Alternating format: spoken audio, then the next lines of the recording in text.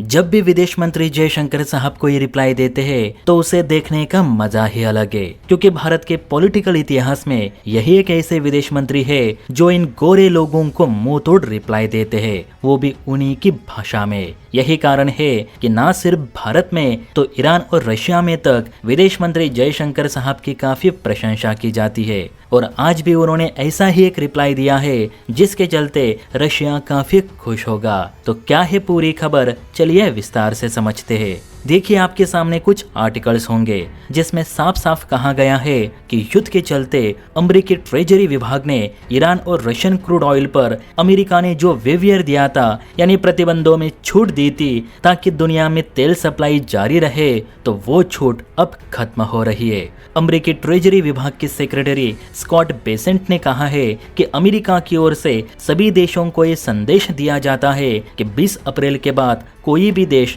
Iran या Russian crude oil की नई ऑर्डर प्लेस ना करे, किसी भी तरह के कच्चे तेल की खरीद ना करे, क्योंकि 19 अप्रैल की रात को ईरान और रशियन क्रूड ऑयल पर हमने जो वेवियर दिया था वो खत्म हो रहा है। यानी इससे पहले जो सैंक्शंस रूसी ऑयल पर लगे थे वो अब फिर से लागू होने जा रहे।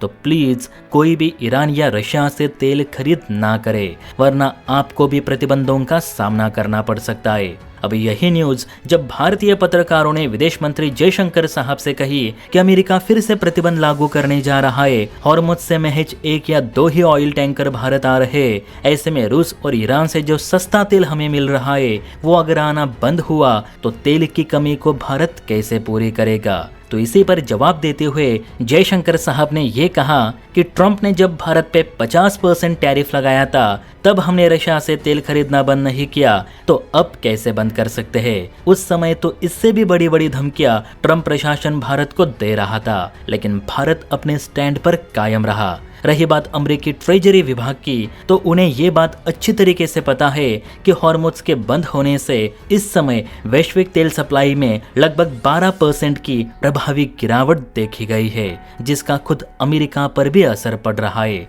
लेकिन ट्रंप प्रशासन अपनी खामियों को देखने के बजाय अभी भी बड़प्पन करने में ही व्यस्त है। जयशंकर साहब ने स्पष्ट शब्दों में कहा कि अमेरिका ने रूस और ईरान के तेल पर प्रतिबंध लगाकर कौन सा बड़ा तीर मारा है। क्या प्रतिबंध लगाने से युद्ध रुका या रशिया या ईरान के पास पैसों की कमी आई? उल्टा अमेरिकी प्रतिबंधों की वजह से ईरान या रशिया के बजाय अन्य देशों की परेशानी जरूर बढ़ी है।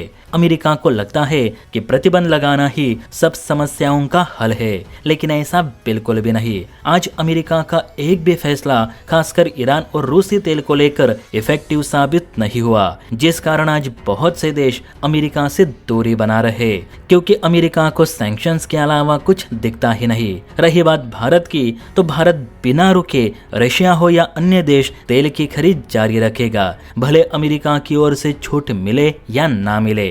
हम तेल खरीदना जारी रखेंगे, क्योंकि ये हमारी ऊर्जा जरूरत है, हमारी प्रतिष्ठा एवं अस्तित्व का सवाल है, जिसे हम किसी तीसरे देश के सैंक्शंस के भरोसे नहीं छोड़ सकते।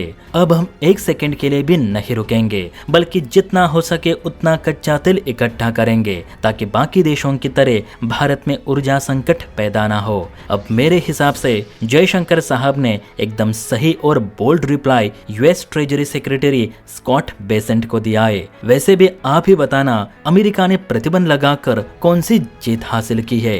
तो क्या आप जयशंकर साहब के रिप्लाई से सहमत है या नहीं? कमेंट करके जरूर बताइए। जय हिंद।